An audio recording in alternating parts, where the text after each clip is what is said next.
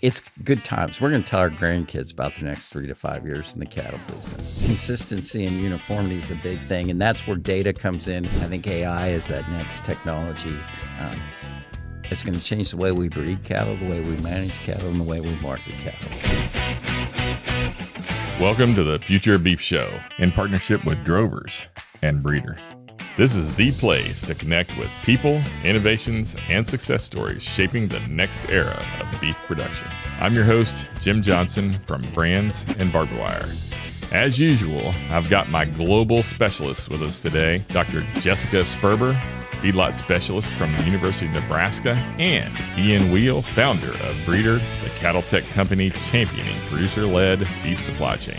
As always, you'll find additional resources and tools at thefutureofbeef.com with a free trial to Breedr app to take your operation to the next level. We're joined today by Troy Marshall, Director of Commercial Industry Relations at the American Angus Association. He'll explore how genetics can help you make smarter breeding decisions and maximize your herd's potential. So let's jump right in. We're going to talk about genetics. And first, I guess I'd like to talk to Ian. Why is genetics an important topic for our industry and our cattle business today? Well, thanks, Jim. And yeah, thanks for having us. Good to see you, Troy. It's great to have you on board.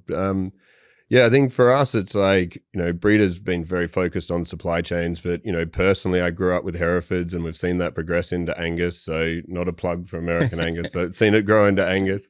And, genetics have really changed over the last few years. It used to be all about yield, all about growth. And now we're starting to see things like marbling and tenderness and other sort of attributes coming through. And on top of that, people are starting to use data to actually see whether those genetics are working and whether they're doing a good job for their own ranch. And I think that ability to understand genetics and develop EPDs and use EPDs, so it's not just phenotype, I think it's changing massively. And with AI and embryo, the artificial insemination AI, not the other AI, and embryos, I think, that's only going to accelerate. So look, I'm very excited to have you here, Troy, and thanks for coming.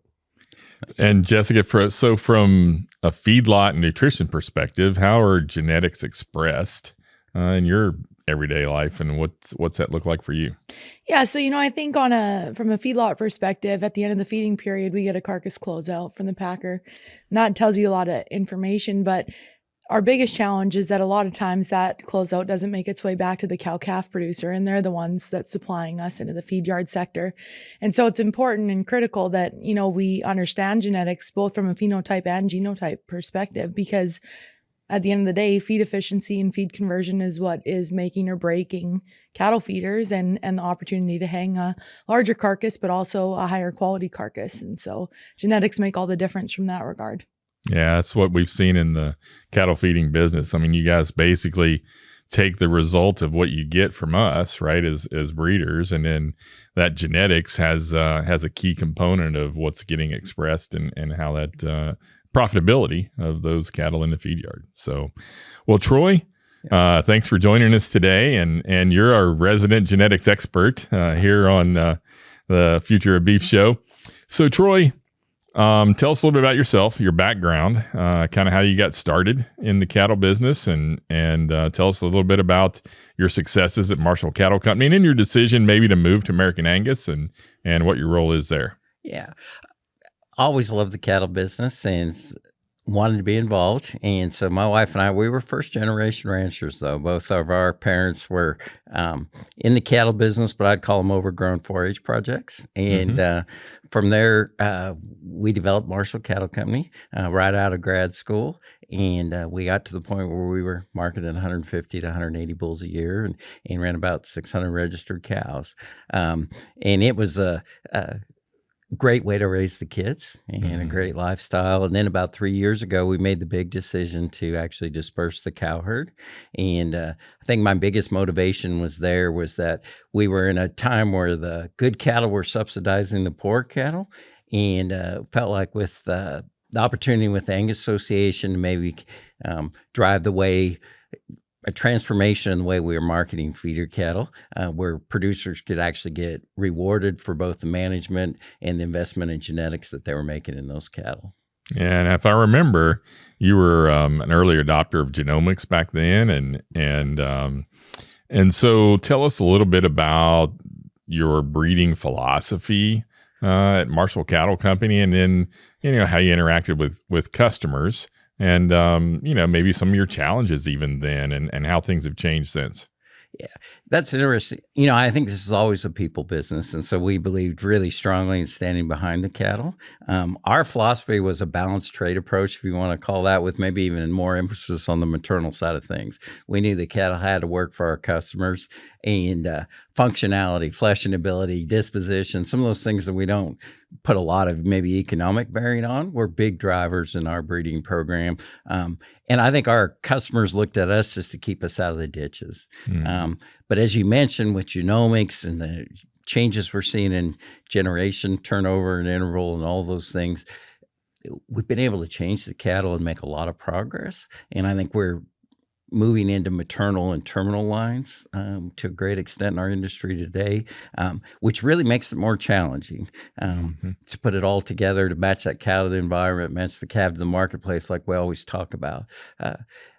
But it's an exciting time to be in the business. I don't think genetics have ever been worth as much today, or they're worth more today than they ever been in history. Yeah, and so moving into your role at American Angus and using those genetics now to apply it towards the feeder cattle business, right?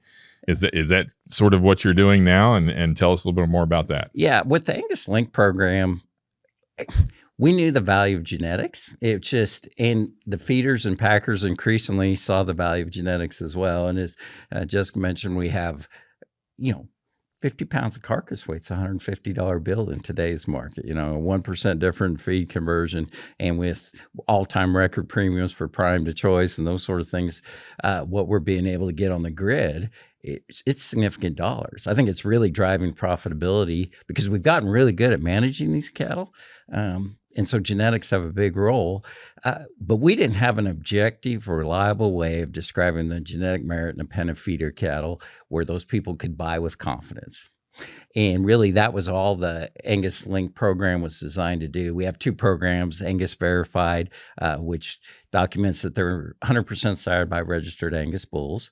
And then the second part of that is the genetic merit scorecard. And that's where we actually look at how those cattle will do in the feed yard and on the grid, and give a score with 100 being industry average. Scores range from 0 to 200 on that. And it gives not only a benchmarking tool, but it allows that feeder or the buyer of those cattle to know how those cattle are going to rank for both feed yard performance and grid. Yeah, interesting. So for our Australian and Canadian co-hosts, this is pounds, not kilograms, right? Yeah. But and a ton is 2,000 pounds. That's right. Yeah. And so Ian, like how does from an industry perspective and capturing that data that was once really just available to the purebred business, right? Yeah. How do we now transform that into what's available to commercial ranches? And then after that, Jessica, maybe how does that flow into, the feedlot business? Yeah, well, I think it's really interesting when you're saying our top cattle were paying for our bottom cattle, right? And that's been the thing we see across the supply chain the whole time, is that bottom 10% which is usually stuffing it up for the rest of them, right? So, yep. And I'm going to come back to you with a question on that. But look, I think the interesting thing now is with the data is we're doing projects now where you can capture the performance of the dam and the individual carcasses that come off that. Now that's advanced, you don't have to get to that. But even just getting a weaning weight, matching it to the dam, and you can do that over a few years, you can start to see which dams are weaning your highest percentages. That's small bits of data. It's a weight, match the dam. And for those that are broad acre, so doing ranch land and can't match it because they're only bringing them in at branding, genomics is starting to charge that way. But, I'm interested, Troy, when you talk about that top doing the bottom, what would you do differently now? If you went back and did Marshall Cattle, you even look at what's happened in the last 3 years, what would you do differently now at Marshall Cattle, and how would you fix that? Interesting. I guess kind of to your point earlier, it's a people business and it's about customer service. And I'm not sure we changed a whole lot in terms of our priorities on the genetic side of things. Just would maybe accelerate some of the directions we were heading there. But I do think what we would change is the importance of providing information back to our customers and building that ability for them to capture and leverage the value of the genetics we were selling them. Yeah. And that seems to me be the real change, and where we're seeing that the seed stock operations that are differentiating themselves are working with their producers on a day-to-day basis. Yeah. And it is a total systems approach, and we have to maximize profitability from a total systems approach while keeping simplicity in mind. Yeah. We can make this really complicated, and yet I think when you look at the economic drivers, we just need the information and we can make some really good decisions. Yeah. And with the value of cattle today, I mean, it's gotten where genetics are equally important. And in describing those genetics in your world, what's that flow look like now that this information is moving that was really only available to sort of elite cattle producers at the time, now moves through into the commercial space and into the feeding space? Yeah, I think, branded beef programs, although many of them have been online for a long time, some feedlots maybe were wary in trying to grid their cattle because they didn't really know the type of genetics that they had in the yard or the ability. And once you took the risk one time and sent a lot of cattle from a producer into that grid and made money on it, now you're going to continue to do it when you purchase from that producer. But if you've got new producers coming into your yard, or say you had to fill up a lot in the yard from the auction barn and it's a whole bunch of non-uniform cattle, you're not really going to take that risk and try and create a premium on the grid, right? And I think, now when we have such heavier carcasses at a time where we are right now, where even some 1,100 pound carcasses are not getting a discount, there's a lot more quality to be paid for. As we increase days on feed, increase the feeding period, we see more marbling. And if you know the genetic merit of those animals, then you're probably going to do different management strategies with those animals, whether that be from a technology such as implants or beta agonist strategies, or just whether, different feeding regimen or days on feed. Yeah. Do you think and this is maybe for all three of you, do you think the cattle that end up there are becoming more predictable because of genetics today and the information that we're providing? Does that help the feeder and packer know a little bit more about what they are buying and how to manage those cattle? Yeah. I always say this is, I think a lot more of our industry sells dressed, and that's definitely for the southern cattle feeding region. In Nebraska, we still do have quite a few guys sell live, and, you only need to sell live to the packer one time, and then they're going to continue to pay you for dressed beef, even though you're selling them live, because they know what your cattle are coming in as. I would say the influx of the beef on dairy into the feed yards for the first few years maybe confused the market just a little bit on how many days on feed certain cattle needed to be, et cetera. But I think we're getting a better grasp of that now, especially with the more research that's been done in the area and the more higher quality crosses that are going into those beef on dairy. So a couple things. I've heard you talk about dress and quality, right? And so maybe dive into a little bit deeper, all three of you. How are those important? And what does that mean to our cow-calf producers and the people that may be listening or watching? How are those things important to them? And then how do we improve those through the technologies that are available? Well, I think it just made a great point with where feed value is too. And maybe $8 corn changes the dynamic a little bit, from where we are today. But right now, and I wouldn't even say yield as much as it is just pounds. Mm-hmm. We have every incentive to make these cattle as big as possible, and especially with the tighter numbers we're going into. And she mentioned that we're seeing the discounts go away for heavy carcasses. 4s and 5s are pretty minimal. We have every incentive to make these cattle big, and that becomes a challenge. We were much more closely aligned of that, in the past, of outweights and what that cow needs to be. And so we're now faced, we say we want that 1,200 pound cow, but she's going to produce a 1,600 pound steer. And that's a disconnect, I think, in the industry that, as we mentioned, maybe it's maternal and terminal lines. It's some different things there in terms of, so I think producers, we have better tools on the terminal side, but they are now having to make some decisions on how do I make the right maternal cow or that mama cow and make a calf that fits the marketplace. Yeah. It's interesting though, because you're like on the weight, yes, but that'll go up and down. Like when we've got $8 corn, there'll be a different perspective. But one thing that's been a trend for 10 years is primes and upper 2/3 choice just continue to grow.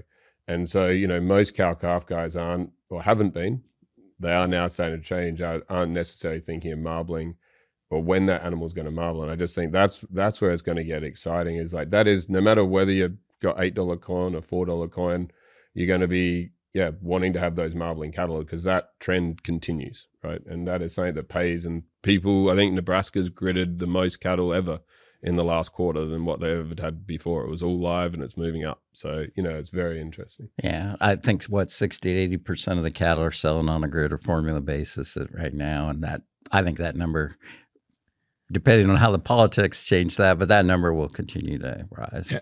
It does bring up a good point, because I think the industry is sending mixed signals today, right? The feeding and packing industry is saying make them as big as you can make them. We want them big, right? And the cow-calf person, to survive economically with the increased inputs and everything else that's going on, his signals are actually make them smaller. So how does a cow-calf producer utilize the tools that are available to him and data collection and some of those things to manage that conundrum that they are in? And we talked about terminal and maternal. Is that one way? And we all understand what that means, but tell us what terminal and maternal does mean, and then not necessarily breed specific per se, because there's terminal and maternal in most breeds, but give us an example of what that means for the cow-calf guy and what he needs to be thinking about. And then maybe Ian, tell us how producers can help manage that through data that's available to them to help manage those conundrums that are in the industry today. I liked your word conundrum. That's a good one. But I think that's really true. We are looking at, when terminal traits, it's basically carcass weight, marbling, ribeye area, and feed conversion are your probably biggest drivers on that side of things. And then when you look at the maternal side, that encompasses probably 17 different traits, to be honest with you. When you look at maternal cavities, direct cavities, mature size, milk production, feet and leg composition, udder quality, all those, fertility, longevity, stability, there's a lot of things that factor into that maternal side of things. And that's really about a cow that's going to be fertile and will perform in her environment. And that's kind of how I look at the maternal side of things. And terminal is that one that's going to maximize your dollars, and those cattle that are being sold on a grid basis are coming out of the feed yard. And so how do producers, are you talking about a maternal herd and using terminal bulls on them? How do they make their females then? I mean, give us an idea of what that looks like because I'm sitting there going, man, my head's starting to hurt, right? I just want to take an Angus bull, put it with a set of Angus cows and sell as big a calves as I can sell. And that's the way we've done it for years. And some people crossbreed, those F1s or whatever. Or if you really want to make it simple, it's an F1 to an F1 to an F1, and you're trying to balance both. And so, what's that look like for our industry today? Yeah, I think there's three big approaches. There's just what we call the balanced trade approach, and that's we're going to make the cows work in our environment from a mature size standpoint. Then we're going to put as much early growth and quality grade as we can in those cattle, and just try to keep from going off one side of the road to the other as we move forward, and continue to make incremental improvement. And that way you're raising the replacements, and the terminal cattle are all out of the same. I think we're seeing now other people that have maternal and terminal lines, so they're breeding their replacement females specifically, or have a separate even herd or group of cows that they're breeding for replacements. Sex semen's added to that capability of being able to do that as well. And, it's an interesting dynamic when you look at our industry too. The big producers that have 600-800 cows or whatever it is, they can really design a breeding program and do something that's pretty interesting. The guy that has 20, 25 cows and has 20% replacement rate, it becomes a challenge of how do I make those 5 replacement females I need and still make everything come together. Yeah, but Ian, with sex semen and embryo technology and data collection and stuff like that, how does a producer kind of manage that? Yeah, well, I think, look, you can't manage anything if you're not measuring it to start with. Yeah. So I think like start with number one is like, are you tracking your cattle? Are you tracking how they perform on both the terminal and maternal? And do you know where that calf came out of, which mother? Was the calving easy or not? So, there's a few just basic things. I think that's, when we look at artificial intelligence now and like where technology is going in the future, you can't do that without data. And the biggest challenge in our industry is just that data collection when it comes through cow-calf, because you can make a lot of decisions on the back of that. But if you look at the terminal versus maternal, like beef on dairy has been the extreme example of that, right? You look at what that's done for prices of bulls. Even Charolais, Jim, have done well out of the back of that one. So. Charolais also do well. Not just on dairy cows. Not just on dairy cows. Well. Okay. Yeah. But anyway, I was surprised he didn't give him a plug early. But that's the extreme example of a terminal sire that people are now breeding into Holsteins, and you look at what that's done for the price. You look at what traits they're looking for. Yes, they need a calving ease for the dairy so that you're not destroying the cow. Everything else is a terminal trait. And if we're going to compete as a cow-calf operation with beef on dairy and consistency that comes out of beef on dairy, we need to be thinking about a similar sort of structure for terminal. But then how do we have consistency on the cow side as well? Because the other thing the dairy has is those Holsteins are out of basically 3 or 4 lines. You're talking about where you look at our cow herd at the moment across the US, it's not 3 or 4 lines. Ever wondered if you could be getting more out of your cattle? Breedr is the first technology company that's able to track and optimize cattle from conception all the way to the rail. This puts the power of data into the hands of the rancher and enables them to improve their profit line quicker than they ever have before. My decision to partner with Breedr was made largely after seeing a demo where I realized what Breedr's doing is unlike anyone else in our industry. Connecting the data from the packing plant back to the feedlot, the stocker backgrounders, and the cow-calf, even connecting that data to the purebred breeder, will just open the door to improvement at a scale and a speed that we have never seen in this industry before. I believe Breedr's putting ranchers in the driver's seat. We can make breeding decisions based on large amounts of data very quickly. The calves that are produced, they have a higher cutout value, their ribeyes are more profitable, and it plays back to us. As I'm out around the country, people are asking me about Breedr, and I always recommend Breedr. It's the tool for the future. There's a lot of difference that comes into that. Well, and Jessica, there's other industries that have maternal and terminal lines, I'm sure, right? Have you had any experience in hogs or poultry and look at some of those other industries that look at maternal and terminal lines at all? No, Jim, I'm a feedlot nutritionist. Good. I'm glad we have an expert in beef and feedlots. For dinner. But there are. I mean, the hog industry, all kidding aside, has maternal and terminal lines that they are very selected for, very concentrated on, and poultry industry is the same way. They have egg producers and meat producers, right? And so they've been able to manage those lines and turn generation intervals a lot faster. And it's sort of, it's always been talked about in the beef industry, but now I think because of economic pressures and this mixed signals, we are starting to see some of that, right? I think so. And I think we've, too, with genomics and all that, we've been able to make these cattle better. Faster. Yeah. And so we're spreading the difference out here. Like we're taking them to 1,600 pounds and doing these kind of things. And so I think genetics is kind of forcing us to start to look at that. As Ian mentioned, the beef on dairy deal, I know there's a lot of mixed feelings about the beef on dairy side of things, but it did show the feeding industry the value of genetics. They had cattle that they came in same day, same weight, looked exactly the same, and there was $600 to plus difference in those cattle based off of genetics. And that's an exciting time from an industry standpoint. I get excited as a cow-calf producer, the opportunity to do that. And I think that requires us to have the data and the information. We have the tools, but we have to apply that data, or we can get ourselves in trouble too. Well, and you look at how that data in beef on dairy has been applied. It's like, within the first 3 or 4 years, there was, they were cleaning out the tanks of, all these genetic companies, like, get rid of that black semen. We don't want that anymore. Go sell it for as much as you can. And then they got the data back, and within 2 or 3 years, they're like, radio, here's a good animal. Let's start changing. And that ability, where we used to always say on our place growing up that it took 10 years to change our genetics. Like, it was a slow process of going through that. And you see beef on dairy change it in basically 3 years. With AI and embryos, like, we can do that within the cow-calf industry now. You notice he said black semen. He didn't say Charolais semen. Because we sell all that semen, right? Yeah. We didn't have any left over. Something needed, there's like Jersey dairies out there who are like literally putting in Charolais semen because the guys who are in the maternity ward couldn't tell the difference between an Angus and a Jersey. Yeah. And so they would be sticking them in just so they came out white.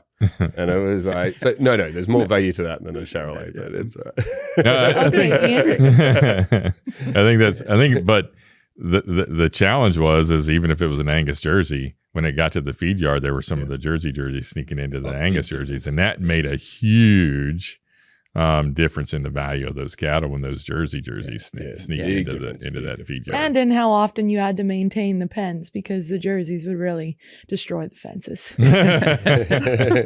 Not to offend any Jersey breeders that might be watching today. I've already offended Charolais already. So the sort of the question is as a producer, and this is maybe for all of us, but as a producer, I know that they can look at this data and they can get overwhelmed pretty fast, right? So how do we present it in a way that, or help them in a way that that isn't overwhelming, that makes it simpler for people to use? And because in a big business, a big data world, which we're in now, we've got to find ways that make this information more usable and easier to use for producers. And so I think being an older person, maybe in the group here, I don't want to pick up all the data that's out there today as well. And we joke about it, but I'm like, I don't know, let the young kids handle that. But how do we, as cattle producers, not be afraid of utilizing data to benefit our cow herd? Yeah. I think on the genetic side, the selection indexes are a huge part of that. And, you talked about what the pork and poultry industry and stuff have done with that as well. All of the industries, the selection indexes enable you to move towards goals, and it simplifies things. And so I think for a lot of these producers, they're going to utilize those selection indexes. So for somebody that doesn't, what is a selection index? Yeah. It basically, you establish your breeding goal. And $B is the easy one, and from the Angus side of things, it's the terminal one. And so it's driven by those 4 primary carcass traits, and carcass weight, marbling, ribeye area, and feed conversion in that index. And so it's just economically weighted with the relationship between those traits. And so a producer, if he selects for $B over time, he's going to be moving towards that goal of maximizing profitability from a feed yard performance standpoint. And that's like maternal would have more, but that's the same idea. Yeah, and so it helps producers balance the traits instead of looking at them individually, right? They allow the producer to balance those traits and use economics to help do that, to move towards that goal. Is that right? That's right. And I think a lot of commercial producers, they want their seed stock guy to do all the hard work, if you want to call it that, and collect the data and the phenotypes and the genomics and all that too. And they want to be able to, they don't want to look at 27 different EPDs or 22 or 3 that we print in the Angus Association. And the indexes simplify that for them a lot. And I think one of the things we don't talk about enough when you talk about value in the marketplace is consistency and uniformity or predictability. And so I think having a defined breeding program, whatever that may be, and being very consistent as you go forward. I know if I took you a set of cattle that were peas in a pod, they might be just slightly above breed average for growth or carcass merit, but they have value because they're all going to hit their compositional endpoint at the same time. We can market them effectively. We can manage them that way. There's some really good cattle that maybe have pretty diverse biological types. They're in the same pen of feeder, fed pen. They're difficult to manage. And so we talk about the value of genetics all the time, and I'm a huge believer in that, of course, but I think consistency and uniformity is a big thing, and that's where data comes in and having those breeding objectives. And I think the other side to that, though, is like, you can use the dollar beef, but there's quite a lot of these guys can do just with the cow herd they have already. Because, you'll hear these ranchers like, well, that means me buying 20 new bulls and I've got to go out and spend the money. But they have a cow herd that, very simply, if you can match, whether it's with genomics or just by cowboy, roping them and they get put the tag in the ear when they're born, and then you match that to an individual weight at weaning, but you increase your weaning weight by 10 pounds year on year, that's dollars in your pocket, right? And it's like similar to consistency. You're getting rid of your bottom 10% of your herd, your weights will start to tighten up. Feed yards love them, retailers love it. There's stuff you can do without having to go spend a lot on bulls. Not to say you shouldn't, but there is a lot to say. Promoting Angus, buy bulls, but right. Buy expensive bulls. But that's what you need to do, right? Bulls. Yeah, that's right. And from that uniformity standpoint, what a lot of people don't realize is there's some really good economics data out from Superior Livestock Auctions and Merck Animal Health on how much additional dollar value is brought to each individual calf at the auction barn because of uniformity. Yeah. As soon as that buyer doesn't have to sort off 3 of your animals and then pay 25 cents less a pound for them, that's a lot of additional value to the producer. Well, and being able to cull, like on the cow-calf side, the bottom 20% of your cow herd, the ones that are creating problems. What you do to that bell-shaped curve in terms of shorten that up and just reducing the variation by being able to cull that bottom 20%. And then you make improvement by propagating the top 20% too. Yeah, and that improvement lasts for years, right? That's not just a one-off improvement. You've then got that for 5-10 years. Well, yeah, and I think that we sometimes make it too complicated. One thing we're great at in the cow-calf business is slow incremental improvement. And we've done that, whether it be weaning weight, carcass weight. You look at the trend lines, we're doing a really pretty good job. It's just about eliminating the problems as you're moving forward and maybe increasing the rate of progress through applying the data and the information and the different technologies a little more effectively. So, Troy, you'd mentioned staying out of the ditches earlier. And one question that producers sort of struggle with is how much emphasis do we put on the genotype information on these cattle versus the phenotype information? There seems to be more of a push now to these convenience traits like feet and docility and udder quality. And it seems like we've almost pushed the genetic side so far that we've given up some of those other things, or we haven't paid as much attention to them. But how does a producer that might be listening say, I love all the data stuff you guys are talking about, but I still want my bull, he's got to breed cows. He's got to walk, and when my neighbor drives by, I want him to say, "Man, that's a nice bull." Yeah, right. Yeah, absolutely. Well, and that sells too. Ring value or visual appraisal, it does. I think we all have to have our threshold traits. We know what size cow we want to have. We have our what we're willing to accept from a disposition, structure, all those things. And I think those are the starting points. And so you just scratch all the bulls off the list that don't make those requirements or females. And then once you've hit your criteria, the must-haves, then we can start selecting on the key genetic components or other drivers there too. And when you talk about genomics, they are extremely powerful. They have given us the ability to make progress faster than we ever had before. The key to genomics is having the phenotypes. And so they work together. Genomically enhanced DPDs have changed our industry in a dramatic way. But that still means we still have to take those foot scores. We still need to take disposition. We need to take the ultrasound data, the post-weaning gain, all those factors. So we need to have the actual data along with that. And we'll continue to see these genotypes or the genomics get better and give us better opportunity to make improvement. And as we see commercial producers, they typically go in the same direction of their bull supplier. So whatever that bull supplier is, that the commercial breeder, whatever direction that bull supplier is going in, that commercial breeder is going in that same direction, right? But within that population, then we're able to use the technologies today to help improve and keep the top end and get rid of the bottom end within that population as well. So yeah, it is. But you look at more of these seed stock producers now, they're building relationships with their cow-calf producers to help to improve. Moreover, I'd say, like, had John Schroeder in the last episode on from DAR, they're building relationships. The seed stock are building relationships with the feed yards to see how their progeny are performing when they hit feed and how they grade out. And, they're sort of closing the loop for the cow-calf producer to be able to say, okay, now I'm going to help you produce better cattle that go better on feed. Because, what the gridding has done is mean feed yards now have individual carcass data, individual performance. So even if a cow-calf is selling on an average of his lot, the feed yard's no longer assessing them on the average of the lot. And this comes back to that consistency side, is like these feed yards are getting more and more heavy on data than anyone has ever expected them to. And that's only been like, we weren't getting carcass data properly 5 years ago. Yeah. We're starting to get it everywhere now. When I was at CattleFax back in the day, we used to go around and say genetics contributed 35 to 40% of profitability. And that made sense because that's what most of these traits were heritable.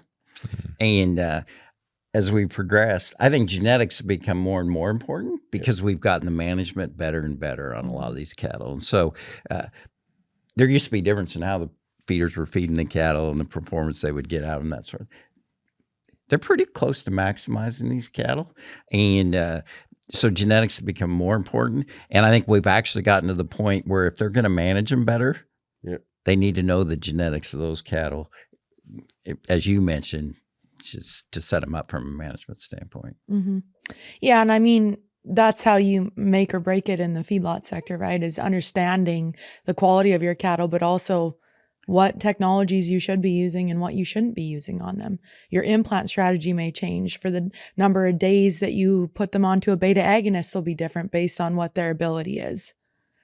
So how much variation might we see in a pen of cattle based on genetics? Okay, loaded question. But, it can go all the way from a 2 average daily gain up to a 4.5 average daily gain based on what's in that pen. Some feed yards will terminal sort, some will not, and they'll leave that lighter end in the yard for longer and ship the heavier end, or depending on what it is. There can be so much variation, but the biggest challenge is, when we talk about feed efficiency, and now a lot of genetic programs looking at the feed efficiency ability of the cow herd. When we go into the feed yard, we have the feed or the pen masking effect. You don't know if one calf in that pen isn't eating until you really know that he's not eating. And you don't know if the heaviest calf in that pen was the one that was eating the most, and that's why he's the heaviest. Right. So when you talk about feed conversion and the ability to know what you're getting into your operation or into the feed yard before they're there, makes a world of a difference in terms of profitability. And especially now when corn was so expensive a few years ago, meant even more. Cheap corn, we can feed them longer, feed them more. Not as big of a challenge. How much is like health though part of that? Because getting great genetics in is great, but like that, what we've seen in both the data from cow-calf and beef on dairy is like that, genetic expression in the first 6 weeks is like what really, really drives feed conversion and growth and everything else. Like we've seen 2 of the best genetic cattle coming through and like just totally different based on where they were reared or where they might have had health. Like, I think that's the interesting thing in the future is like we're assessing on genetics. You're doing a fantastic job with, Angus Link on helping with that. But how do we also then have like a health marker that goes with that? Because it's those 2 things together is what seems to drive feed yard performance. And a feed yard's thinking about that now. Oh, yeah, absolutely. And that would be, and I think that we thought more about it with the influx of beef on dairy cattle into the yard, because you can't start them the same way that you start a typical 5 to 6 weight backgrounding or a 7 to 8 weight that came in off a backgrounding operation. You can't start them the same way. You can on a few of them, depending on what calf ranch they are from. But for the ones that are from certain calf ranches, you start them in a very different way, because rumen health early on in the feeding period is how those cattle are going to perform all the way through. Yeah. I think we will develop best management practices for a whole variety of different genetic packages here at some point, where we really fine tune that management into what those genetics are. I agree. So do you think they're, kind of moving into maybe what you see in the future, or what's coming down the pipe? What are some traits we need to measure that have a genetic component that might be futuristic, or maybe I shouldn't ask what Angus is working on, maybe, but but what do you kind of see as important traits, and that's for all of us, right? I mean, what are traits that Troy, as a seed stock producer, should be working on that affect your profitability, in the feed yard? Well, I think they mentioned two of the big ones with feed efficiency, and we're seeing a shift in red meat yield, and maybe how we measure that. There's a NCBA task force and some of that looking at right now, and we're getting new technologies that I think will be at the packing plant level. I don't want to say when, but 3 to 10 years, somewhere in that will change the dynamics there. We know there's economic value there. We just haven't been able to measure it effectively. And so I think that'll be a big area, is red meat yield. We always talk about the health side, as you mentioned, Ian, too, and I think there's tremendous opportunities there. And sustainability, another word, is kind of like beef on dairy. People get nervous when you mention it, but there is a lot of focus on the whole sustainability thing. And what intrigues me there is days to slaughter is probably the number one driver of sustainability, while days on feed is probably the number one driver in profitability on the feed yard side right now. Those are inversely related. And I think finding the intersection of sustainability and profitability from a carcass standpoint, we talk about efficiency and consumer acceptance and quality size. So I think it's just going to be fine tuning a lot of these things. And we're going to get new technology to measure some of these novel traits.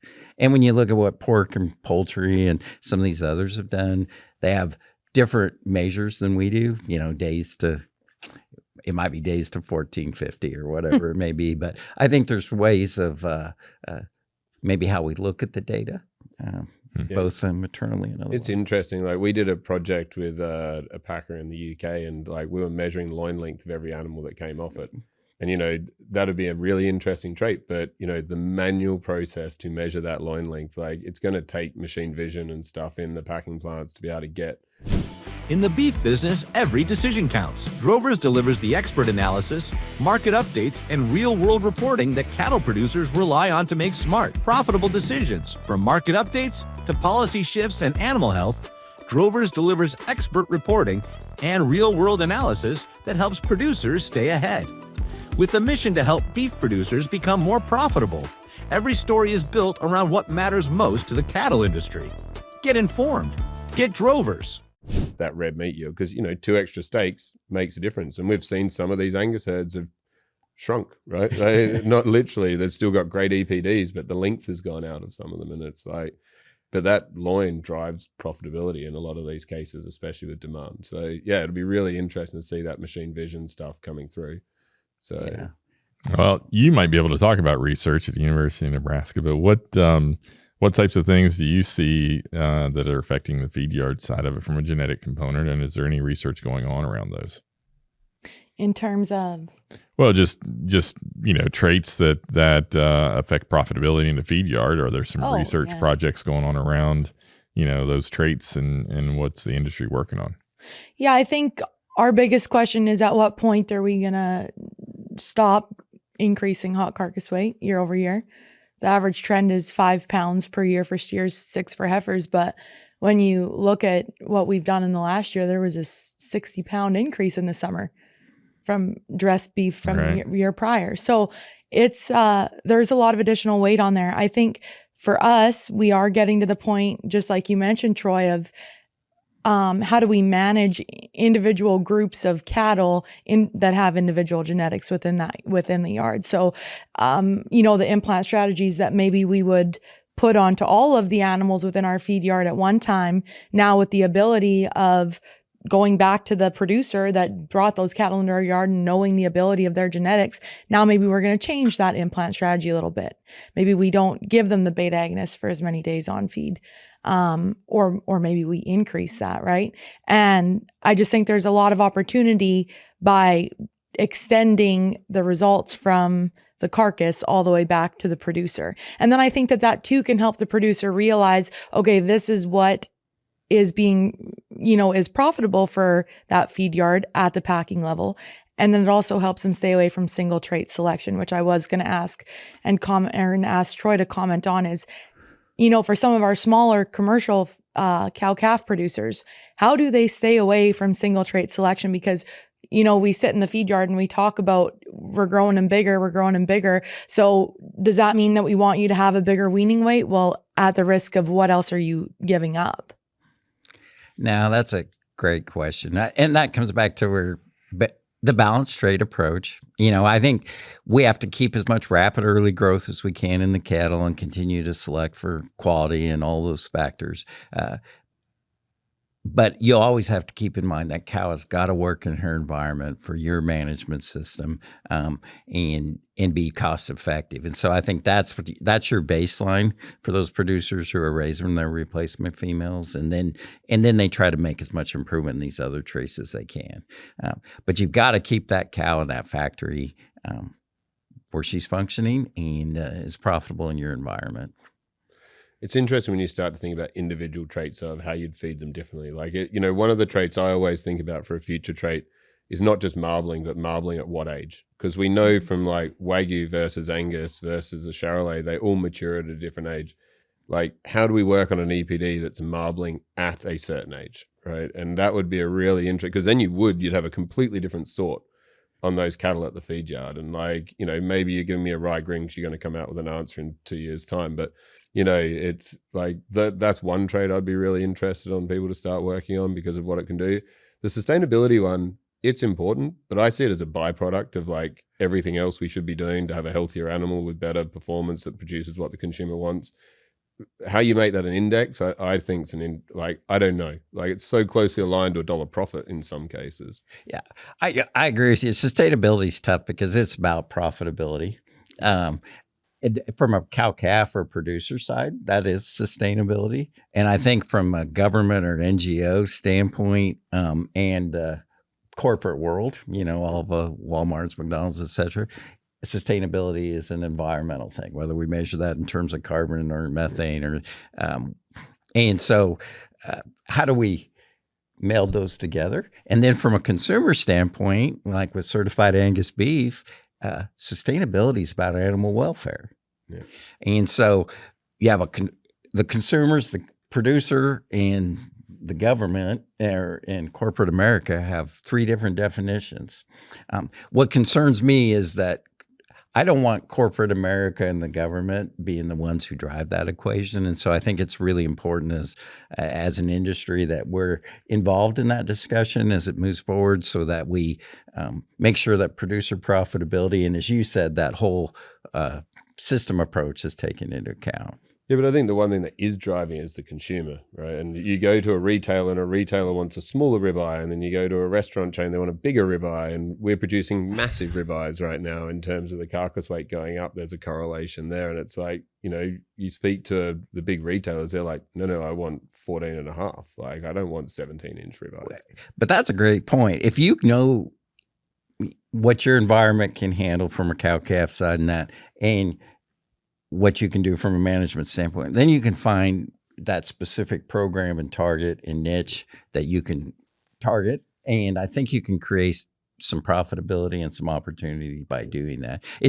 But you need to know what your target is, and you need to know what your baseline is to be able to do that. Yeah, and quite often a cow-calf's target is the feed yard's target. So so you need the feed yard to know what their target is before you even go into it. So. Well, and as you said, when we're listening from the feeders, I mean, we want to make them big and we want them to grade. It's pretty simple right now. And those are the two overriding factors. Well, and we want them to be healthy to the end of the feeding period. Well, and I neglect health. We want them to survive. That is always the number one. They need to stay alive. Right? Yeah, that is so important.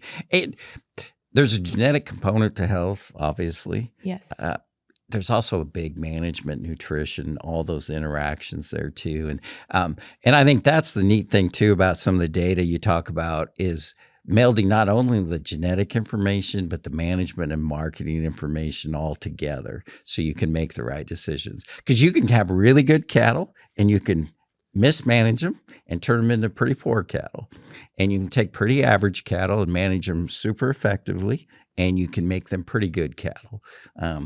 And so there is that interaction always through that.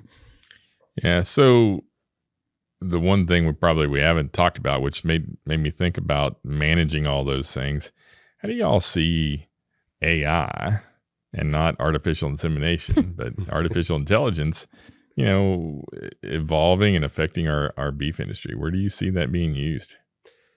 It's going to be to start with, it's going to be the people who have the most data, right? Because unless you've got the data, so if you speak to anyone who's going to be winning on the AI side of thing, it's the people that have the learning data. So to be able to do that. And at the moment, the people with the most data are the retailers and the packers.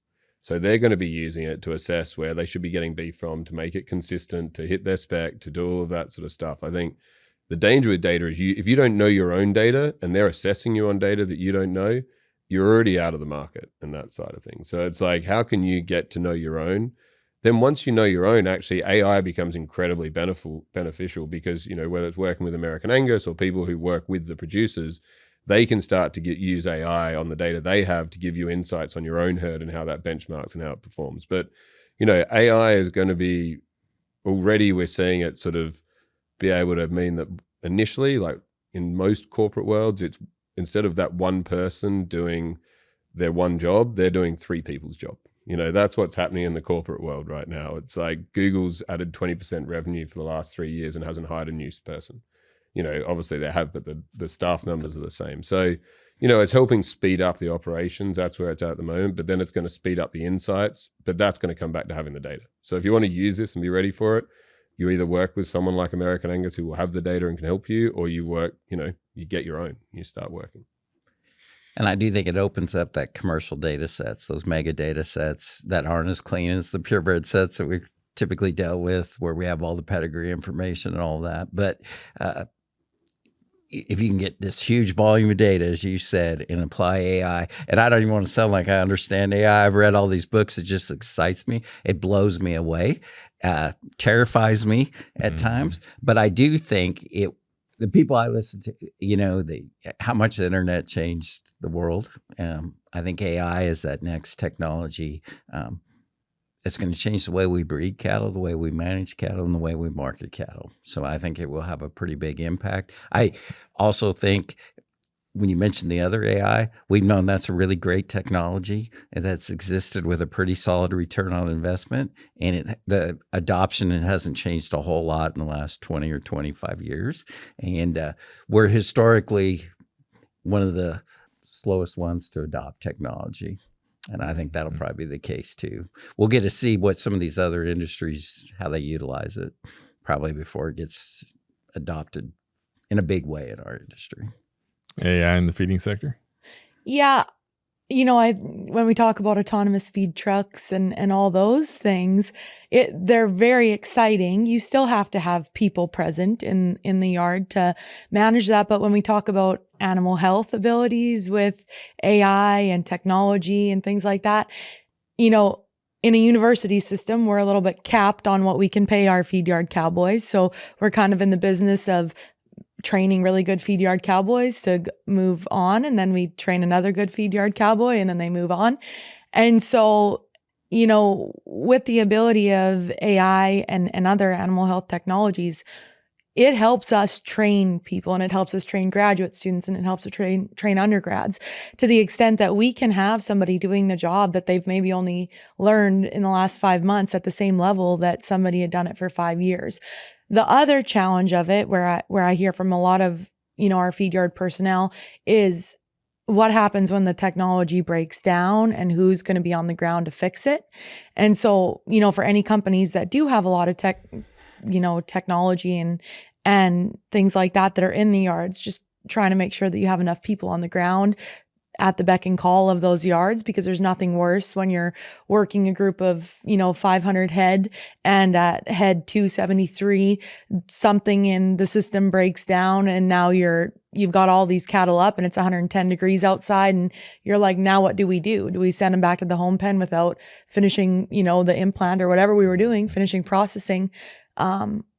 Or can, you have that company on the phone right there and they can come in and fix it. So there's a lot of positive and excitement with it. But for a lot of our guys, if they've had any negative interactions on trying to get a hold of those companies to, go virtually and fix the technology at the time that they need it, then the pushback begins. And then we begin, especially for some of our smaller feeders, pen and paper to them is still.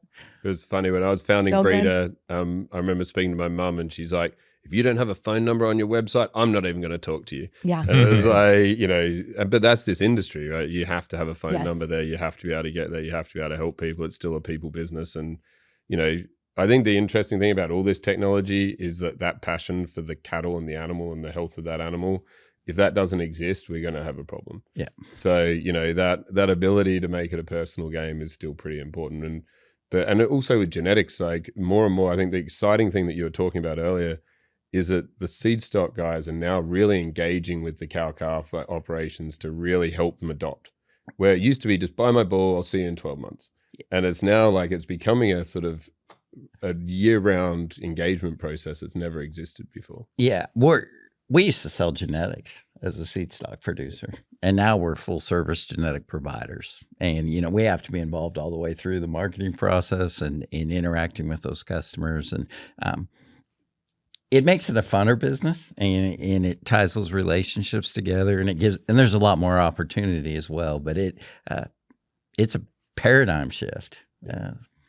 No, I think that's right. I think the more, as I look around, the more successful seed stock breeders are helping their customers pick their bulls out, right?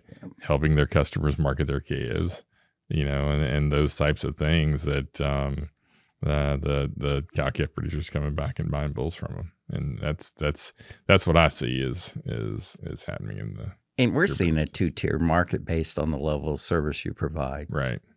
Yeah. There's those entities with brand and reputation for doing those things, and we see that when you look at the bull sale averages too. Mm-hmm. So, any other questions for our guest today? Well, I think, you say two-tier. Last question for me. When you start to think about being two-tiered, and that generally means there's some people that are advancing faster than others and some that are being left behind. Like, if you feel you're being left behind, when you think about what you're doing at commercial, how do people start? Like, what's the first thing they should do if they're just breeding calves, sticking them on a truck, not measuring data, not looking at breeding, they're all phenotype. Like, how do we get these guys, and how can we help people not be left behind? Yeah. Well, I'm going to give a plug for Angus Link from that standpoint, but I think I was setting that up. Yeah, I appreciate that too. The key is you can start with just knowing what your bull battery is and the basic information about that cow herd, and establishing a bench line or a benchmark that you can go from. And then, of course, with the scorecard, we provide opportunities to differentiate your cattle in the marketplace and to start that process. And then it goes from there of building those long-term relationships with the cattle feeder, your seed stock producer, and really starting to fine-tune that with a addition of data and information where you create knowledge and make informed decisions. Yeah, I think those things are important. I think the purpose of what we're doing here today is to make these technologies easy for producers to use, make them accessible for everybody, and then find out where your niche is, and find out what direction you want to go, and then figure out how to get plugged into those. Right. Well said. So, Troy, I got a question. So let's say that I'm a smaller feed yard and I'm looking to be able to have higher quality genetics in my yard, or know what I'm feeding and be able to grid those cattle. Who can I get in contact with to try and buy lot loads of cattle from cow-calf producers? Yeah, another great question. With Angus Link program, if they call us directly, we can help identify those cattle that have the scorecard and help them find those in their area region that fit their marketplace. And we're starting to see those cattle sell with those kind of descriptors. And I think that's the change we're going to see in the industry, where we really transform the way we market feeder cattle. Is now about 20 to 25% of the lots that are selling through the video sales through the summer and that are selling with a scorecard or some kind of genetic descriptor with those cattle. And So it's not just Angus Link, but there's opportunities out there to find those cattle. And I think all the breed associations, is a great place to start there with the programs. Yeah, I think the key thing in the time frame we're in this cattle business is there's really no better time in the cattle business in history to sort of improve your genetics and get better today, and to be able to sustain when this cycle goes the other direction, right?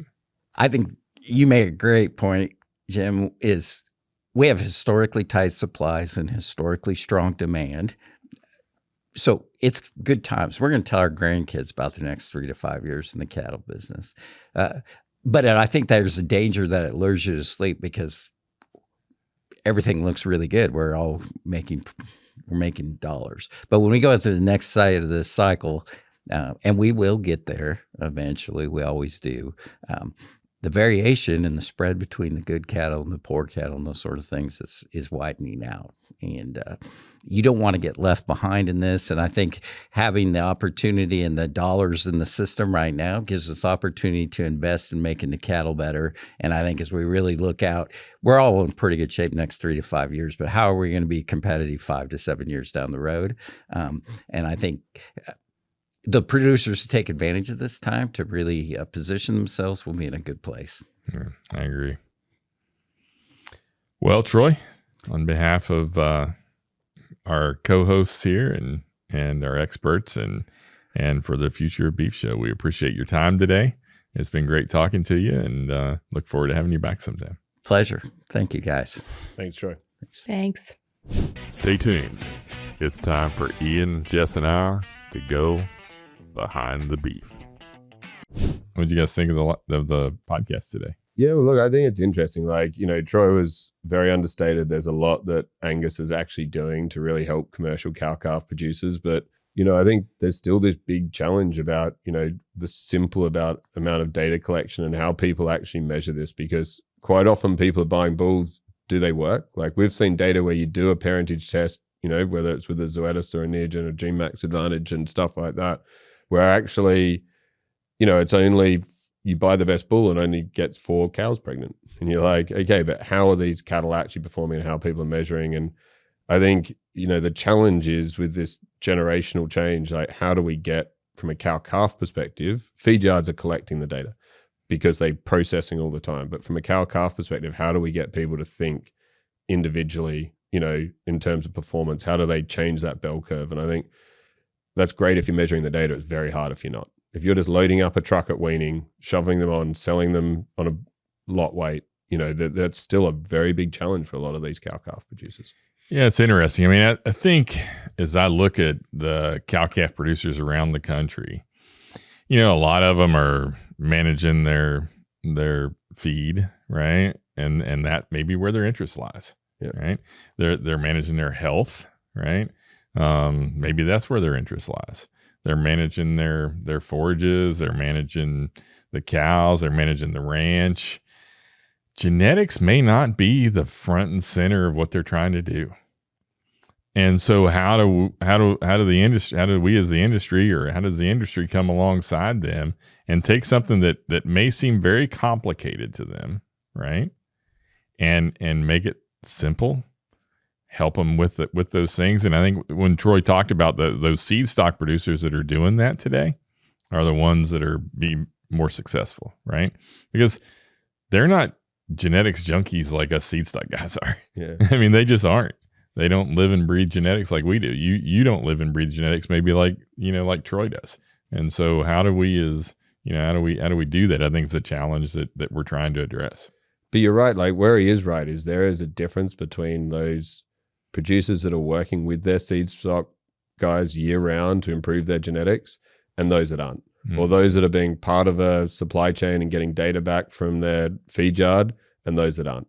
And, you just see the genetic improvement of those guys accelerating. We see it in the data. Like, these guys are improving their weaning rates. They're getting more money for their cattle. Their health's getting better. And then you look at how that goes into the feed yard. These animals are converting better. They're dying less. They're grading better. Like, it's there. And, so you do see that top element, it's happening and there's real benefit. Even, the return on a genomic test, which is $15 to $25, depending if you're doing parentage or assessment, like there is really good money in that, but it's that step to just getting started. Mm-hmm. And I think that's the thing, which is the challenge. Yeah. I think a lot of, smaller cow-calf guys where maybe it's their part-time job, or, they have 40 to 50 cows in it. They look at genomic testing, or they look at parentage data and all these different things as just an additional cost.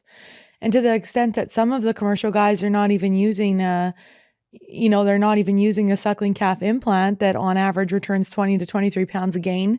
That's massive, huge return on investment right now. But then they don't know how to even characterize what the return on investment could be from looking deeper into their genetics and trying to make the correct matings. And I think that we need to do a better job as an industry of educating those smaller producers on here's the opportunity that you could have in your return on investment by choosing specific matings, because they just look at the cost of the bull as I'm a commercial guy. I'm not spending over $7,000 on a bull. Yeah. So I think that's interesting. I don't know that that's 100% right. Yeah. Because what we see are these commercial guys that are 100 to sort of 300 or 400 cows. They're very tuned in. It's when you get over that I think that the everything they have to manage, they aren't really trying to manage those genetics so much. Mm-hmm. It really is interesting. I think the guys that what we're seeing is people that are using technology a lot of times are those mid-sized guys, which is really fascinating. We would think that as an industry, the ones that have the biggest opportunity are the ones that are going to use it because they're managing so many cows. But sort of like a big feed yard, right? The margins are smaller. Maybe they're not paying as much attention to the details as those other guys. It's really an interesting. Well, it's the opposite in the feed yard sector. The really big ones know absolutely everything that's going on in that operation, and they generally will have the labor to facilitate that. Sometimes as the mid-sized guys where they don't have enough labor, they live in a more desolate area, whatever it is, right? And they can't employ all of the technologies or management strategies, so they have to be more selective. Mm-hmm. Yeah, is that just part of a cultural change though? Because like even with us, like people who are adopting the data technology, it's like, you've got your progressive rancher and there's a daughter or son coming back to the ranch and they're wanting to really keep it moving, and they realize that 300 heads not going to pay the bills. And so, these guys are thinking differently. But I'd also say, Jim, you're a good example of a guy with, 40 head who's done really well through using technology. And I know, your background is doing that, but you can still, if you want to grow that 20 head, or you want it to pay for your holidays, or you want it to do whatever it was, increasing your profitability per animal is still a really, really important thing. And it doesn't take a lot of investment these days. I think it just does feel like it's a cultural barrier in some ways. It's like, well, collecting, instead of putting them in a truck, I've got to run them through and do pre-vaccinations, but let's collect a weight at the same time. You put them through the chute before they leave and you're going to do your pre-shipment vaccinations. That's a really easy time to collect a bit of data. There's a fear sometimes of putting EIDs in the air. Now, that's changing. Every feed yard's putting EIDs in the air now. Like it's happening. And they know where those cattle have come from. And for the good cow-calf guys, they're looking at EID as a productivity tool, not as a traceability tool. Like the traceability is old hat now. Like it's like, how do I get traceability data on an EID and how does it improve my efficiency? So, the tools are out there. It's becoming easier and easier and easier, and you can collect this data without having to think so much.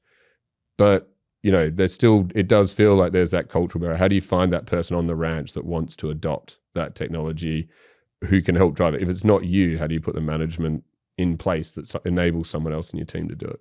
Yeah, I agree. I mean, I think it does seem like there are huge opportunities for ranchers now to measure that profitability and see where it's coming from, and there's huge opportunities, whether it's implanting, whether it's genetic selection, whether it's keeping those heifers that are better and selling the ones that are worse, and knowing which ones they are, right?